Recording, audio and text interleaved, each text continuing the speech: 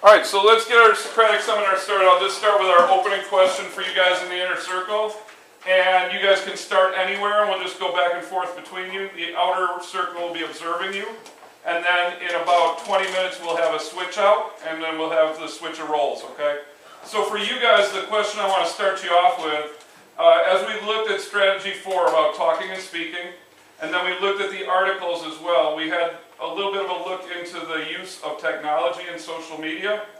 And so what I want to ask you guys to start off is the use of technology and social media in a form of communication. Is that really a good thing or a bad thing?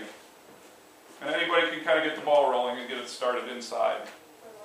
Alright, I think it kind of depends on the situation. Like, if you're using your phones just to talk to your friends to figure out what you're going to go do to meet in person, I mean, that's kind of, it's a necessity, sort of. I mean, it's what you got to do to go meet in person, but if you're just constantly on your phone, even when you're out doing stuff, just looking at things, then yeah, I can see where it'd be a problem. I agree, but I kind of think it's better because in one of the articles that we read, it said that autistic kids use social media to socialize more, so it would help them in a sense.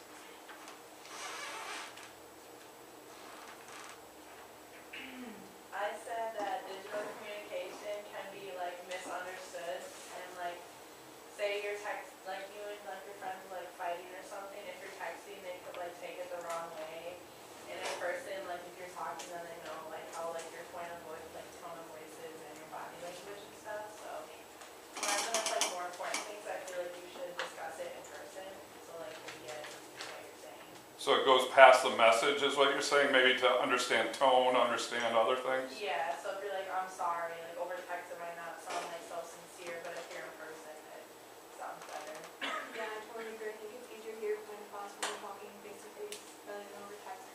You can't always understand what the person's trying to convey, the message they're trying to convey you or they're trying to say to you. That's always very tough. It's hard to do that over long distance as well. With technology, maybe we'll communicate over longer distances.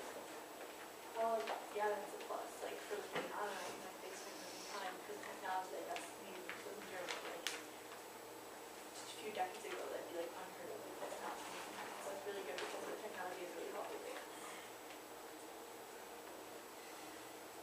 But it also comes to like, say you're like breaking up over text. Hey, that happens on a regular basis, though.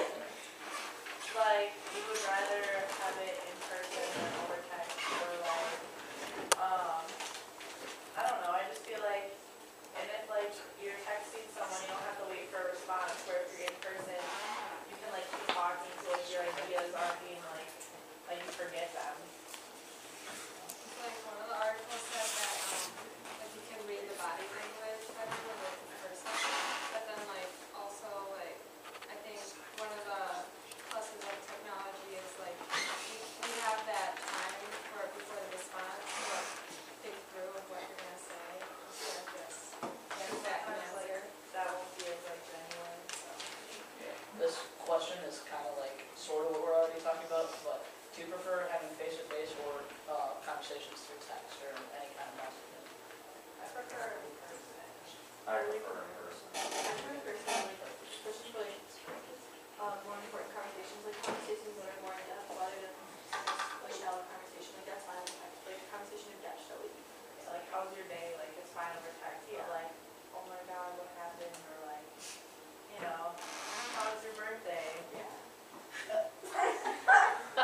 So it has to do with really how important is this conversation going to be, and or, you know, is this something that I really need more quality time with a person versus a quick message sort of thing now? Yeah. Okay. I'm like different on that topic because I enjoy texting actually a lot more because I'm better at texting. I'm not that good at speaking to people in general.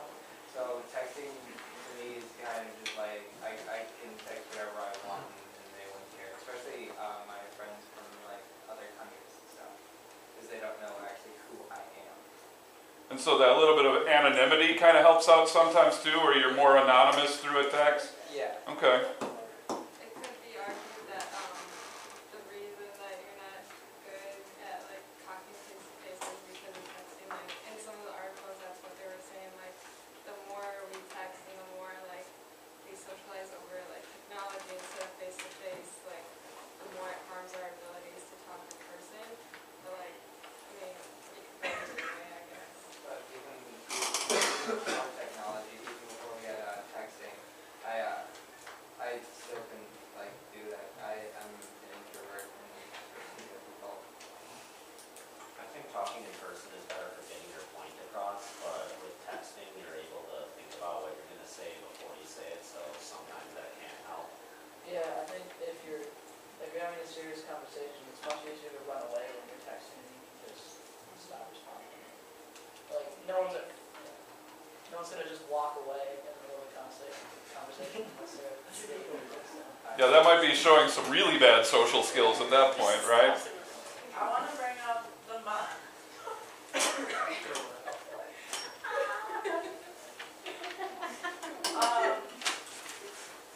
The mom and the daughter in the article. The daughter texted the mom saying like, come upstairs or something. And the mom told her like, get up and come downstairs, like, don't text me saying that. But at the same time, like, my mom and I do that. Like, I told Miss Arnold one day, like, I'll be in my bedroom and I'll sneeze or something, and like, 2 minutes later I'll get a text that says, bless you. So, like, instead of coming in my room saying it, she'll text me. So, I guess it just, like, technology makes, like, all of our, like, everyday, like, tasks just easier. Like, instead of getting up, you just text somebody. Or, so yeah. Or even instead of, like going to, like, research and stuff, like, people used to have to go to the library to get books. Like, I remember in, like, elementary school, they made you go to the library and get a book on the topic. Now it's, like, here are websites that'll give you all those things. So let's have a fess up here. How many people do that? Like you're in your own house and you'll text somebody in another room or at another floor or something. I think we're probably all guilty of doing it at some time, right? It's just become so easy to do that it's just like, oh yeah, if I don't want to do that, I can just text mom real quick, right? So My house echoes a lot. See, if you just yell loud enough, everyone can hear you anyway. So it's all right, so do you guys think then that with this easy use of communication, and really when we're talking about texting, we really do change the language when we text, right? So is this becoming such a habit that maybe that affects our written and spoken language when we talk with people that aren't our traditional friends? Like maybe if you're talking to an adult or a teacher or somebody else, has that kind of changed the way we communicate with other people because of the way that we so commonly shorten up the language or change it when we text or when we're on social media or group chatting? Oh, I think it definitely does, because, well, I just used cuz, so there's an example, but like when I'm writing notes and stuff for any class, I shorten like every word I possibly can, and that's a lot from texting. Yeah, I totally agree. Like for notes, I make sure I shorten everything, but when I'm like writing like some important person or whatever, I make sure I like make it sound professional instead of making it seem like I'm texting them instead of, then it doesn't seem as professional for them. Yeah, like in Miss Jane's class, she was so fast. She slideshows. I couldn't even have her sit down, so I have to read Excel. But I always make sure that I'm really conscious about where I'm writing, saying I'm talking to teachers and things like that.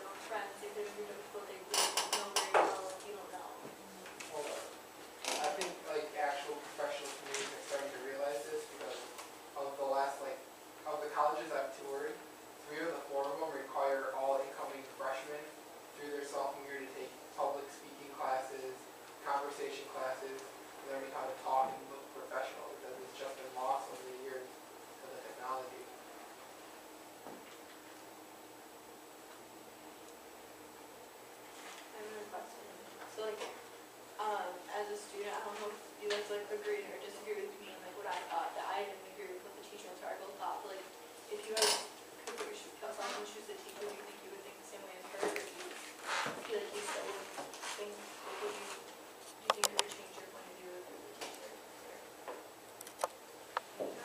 I think I don't think that the reason that they had bad conversations or no conversations was because of their phones. I think it might have just been the fact that she set them up with something to record them and was like, oh, now have a conversation, Yeah, like, what are you doing? I was like, yeah, You'll listen to it, we can talk. yeah. Now?